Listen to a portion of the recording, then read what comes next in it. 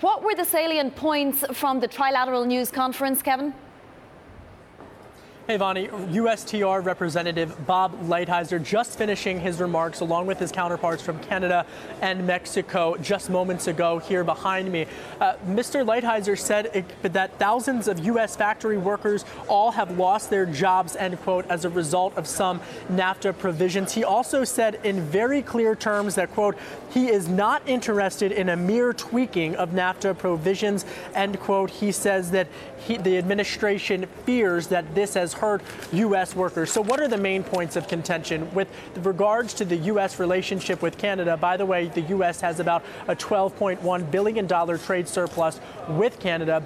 You're going to be hearing a lot about Chapter 19 provisions, particularly these settlement dispute boards that the Canadians are in favor of, and Prime Minister Justin Trudeau has said is a deal breaker of sorts to get rid of them. But U.S. lumber companies feel that this is unfair in order to dealing with businesses in the lumber industry with regards to Canada. On the issue of Mexico, there are several points of contention. First and foremost, of course, funding for the U.S.-Mexico border wall. When lawmakers return from recess in September, they're going to have to potentially deal with that on a budget battle. Of course, Mexico President Peña Nieto has said that that's a non-starter at all. But then we can talk about the auto industry, because many union workers in the United States, including key states like Michigan, which President Trump won in the presidential election, want to renegotiate this notion of a country of origin regarding tariffs on parts in the auto industry as well as other manufacturing that the Mexicans feel benefit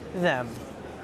Yeah, Kevin, so we did hear, as you were saying, from Robert Lighthizer saying that our task is a difficult one. That's how the U.S. sort of framed things in the press conference. What was the tone from Mexico and Canada? Because we did hear from them as well.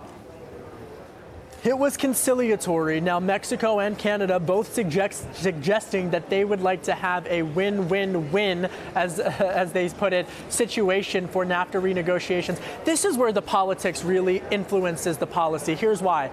You have to remember that midterm elections are coming up in 2018 here domestically, but there are also Mexico elections next year as well. So there is an impetus for Mexico and the United States to get to some type of an agreement. Now, Bloomberg Intelligence estimates that they're predicting there could be an agreement reached by February. But that said, the president's rhetoric on NAFTA negotiations, he even threatened to withdraw during the campaign season, have been somewhat fiery. So whether or not these talks later today, they're meeting as we speak, are fiery or a bit more conciliatory, we'll have to wait and see.